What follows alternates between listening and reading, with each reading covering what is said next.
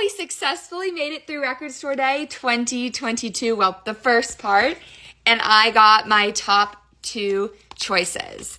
I'm going to do a couple videos on Record Store Day, kind of breaking down what I did and why I chose to do what I did. I've had a lot of questions as I've tried to help y'all, and if you ended up getting the vinyl, I would love to see it or comment. I want to hear all about it. But I just wanted to have some videos that I could look back on next year and other people could look back on next year, or actually for June or Black Friday or next year or anything. Sorry, I'm running off very little sleep over the past amount of hours, so if it's a little crazy, that's why.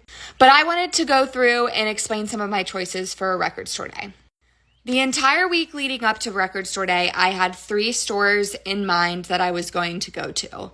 2 of them are sister stores. One of them is right by my house, well, like 15 minutes, and the other one is 0.2 miles from my work. And then, of course, we had Criminal Records in Atlanta. Leading up to Record Store Day, I would call them, I would message them, and the week before, I started going into the locations. Some of them I had been to before, 2 out of the 3 I had been to before. The main questions I had for them and what I found to be the most important is, how many of each vinyl do you have, especially my top 2? And I knew no matter what, I was going to pick my location based on the lakes and portraits of her. Whichever location had the most and made me the most likely to get it was going to be the location I went to, and I would have been happy with either of them. Criminal Records ended up being very cool because I went there growing up, and also I spent time in Little 5 Points. I was very into vintage clothing, and my mom would take me there, and I would go into the vinyl store because my mom and dad both had a lot of vinyl. I wanted to know how many copies they would have of my vinyl, going back to what I'm actually trying to say.